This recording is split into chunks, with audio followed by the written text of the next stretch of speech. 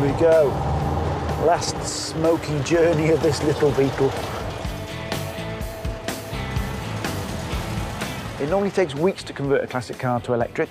Here at Electric Classic Cars, we're going to set ourselves a challenge.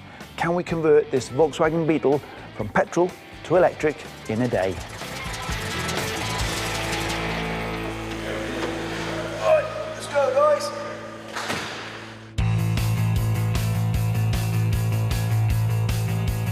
It'll be interesting to find out if it can be done, but we're all willing, we're all ready to give it a go.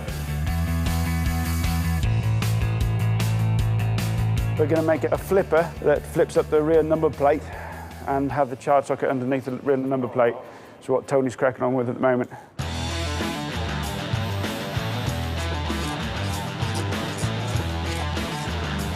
Right, 5 minutes, engine's going to come out, guys, so we're going to get on the lift. Pete? Yes. Can you get the air filter off?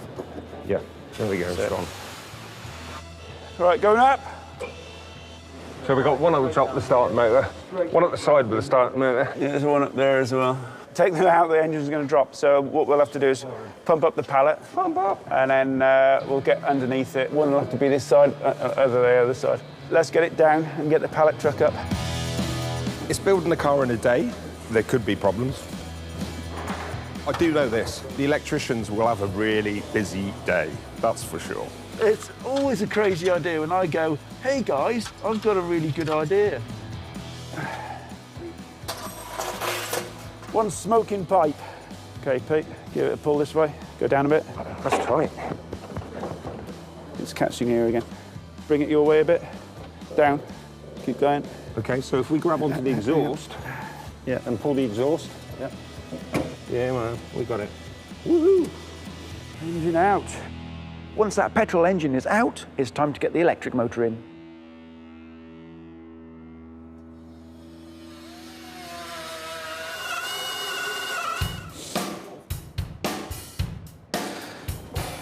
Hopefully, we'll have it done by the end of today. Time to put the motor in. Here she comes. Yeah. Yeah. Yeah, good. Keep going. It should be able to go in now. No? No. Can you push up from the back here now? No, it's now, terminals are now up against the back of the body. Okay, we're going to have to take it back out for a minute then. You can't come in from the top. It'll just be a similar problem. First major problem, the electric motor does not want to fit. The clutch is fouling the bell housing. So essentially, as soon as the motor goes on, the motor can't turn. So we're going to try and figure out what's going on there. The front gearbox mount, if we can take that off. No, you can't take... Yeah, no. He bolted straight through, hasn't he? It bolts from the inside of the bell housing. So they put a wrong year rear balance on, which makes it really tight here. So you can't just undo them and drop the lock? No. What, not even on the main bolt there? And there's no way that this can get cleared here. There's a bit of metal just underneath here. We're just going to clearance. It'll give us a little bit more movement. It's only like millimetres we're talking about, but it's so tight here. So we'll just give that a little bit of a tickle with a grinder, and that should give us enough.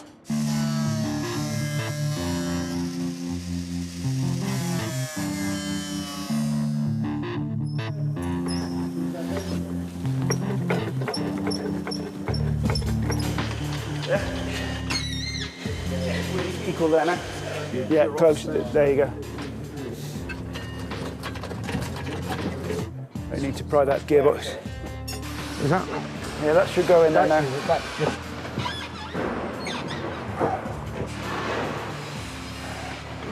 There you go. Yes. Yeah. Thank Christ for that. Right, let's get a bolt in and let's check clearance on the wheels, etc. The good news is the motor's in.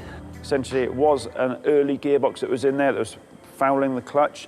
We've lost about 2, maybe even 3 hours on this. I think it's still possible to get this done in a day, but the pressure's really on us now to try and catch up. It's now 2:30. We've got the battery box in at the front, the motor in, still loads to do. It hasn't been a smooth conversion, that's for sure. It's going to be very tight. You mind the paint? No, you need to come in. You need to go in like this. Hold your hand on the corner. That's it, you got it. Like that. Okay. Put the number plate up. Yeah, number plate's not in the way. Go on, back down again. Yeah, cool, that's fine.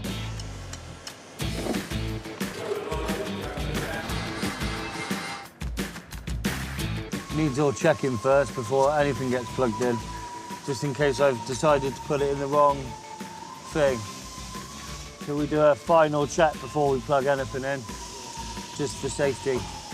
Because if it goes wrong, it goes wrong.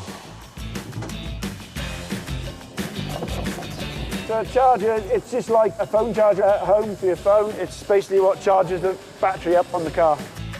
We are now getting the rear battery box mount all drilled and should have that in the next half an hour.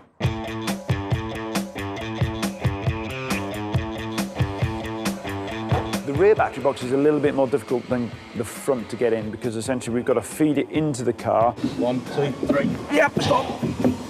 And then feed it up onto the rear luggage area. Get your leg on the tunnel. Yeah, I'm good, mate. I'm good. And don't forget, it's about 85, 90 kilos of weight. Oh, yep.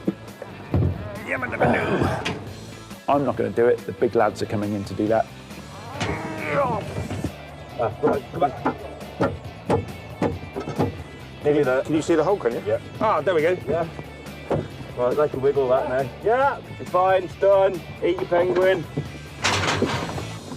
The motor's in and the battery's in, but everything's got to be connected up yet, so there's a whole load of wiring we've got to do. You ready for this, Mark? I'm ready for anything, mate. Yeah, whatever. Grab that side then. Mind the paint up top.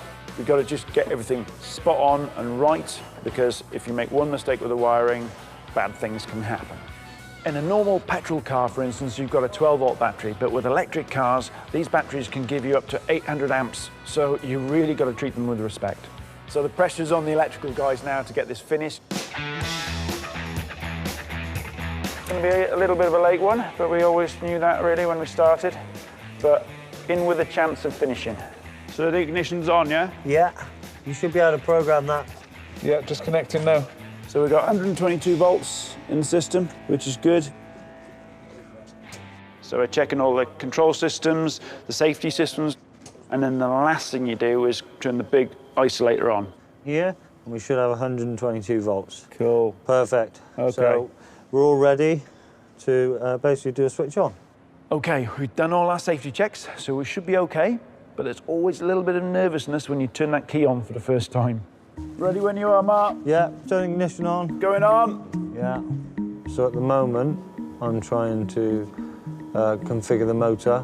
So I've had to do a firmware update on the controller because it had an old version in it. Back on. Hey, I heard a contactor. Yeah. Full down. All the way down. All the way off. Okay. Can you just put your foot on the throttle again, please? Full the throttle. All the way down. No, yeah. All the way up.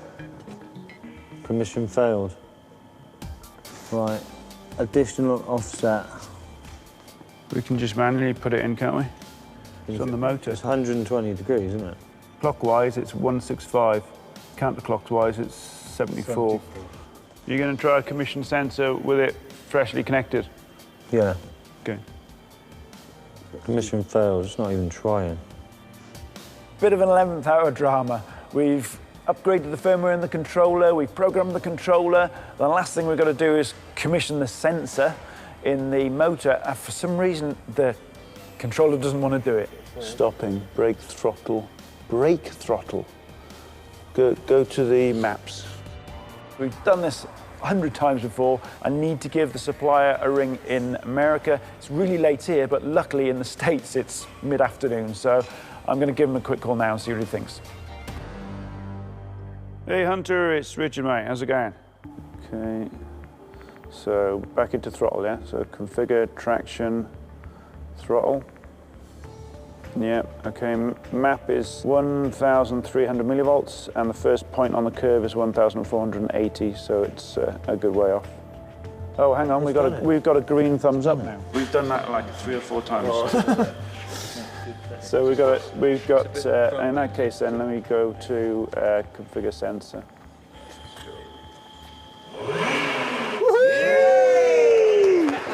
Come on! That's what we want to hear. It's been a long day. I think we've sorted out the controller now. For some reason, it's just magically started working. I think we're ready to go. All right. I'm really excited, a little bit tired, but definitely excited to see if this thing rolls. Reverse.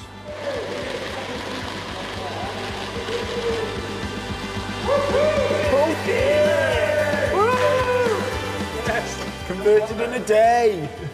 It's 11 o'clock. We've got a Beetle converted in a day. I'm very happy, I'm very tired, but I'm going to sleep tonight with a smile on my face.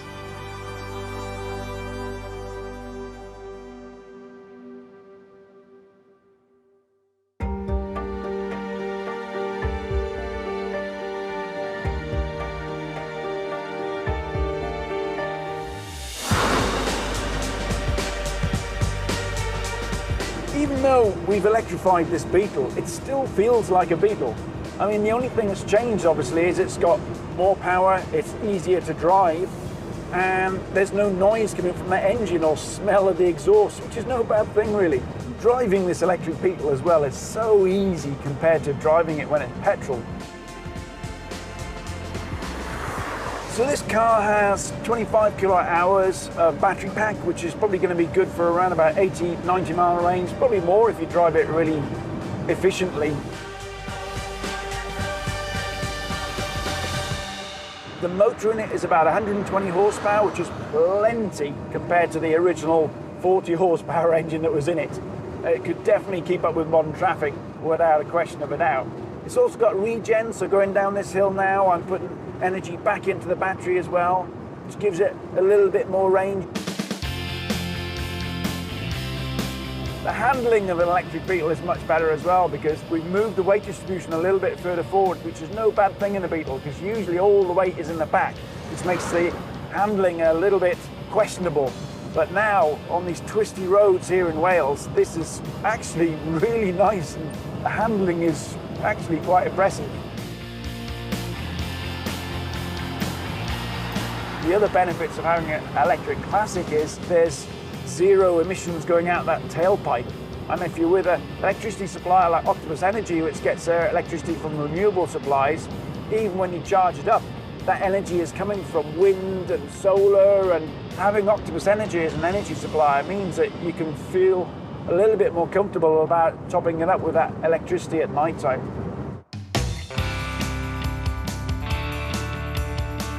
The winner of this Beetle is actually going to be able to charge for free at home with Octopus Energy for a whole year. I think that's awesome.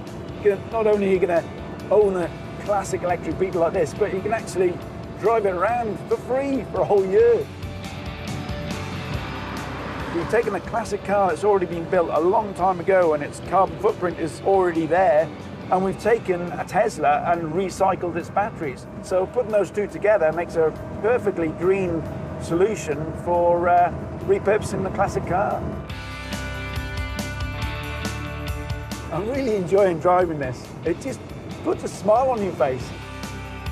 Thanks to Octopus Energy, we at Electric Classic Cars have been able to give this beautiful Beetle a new lease of life.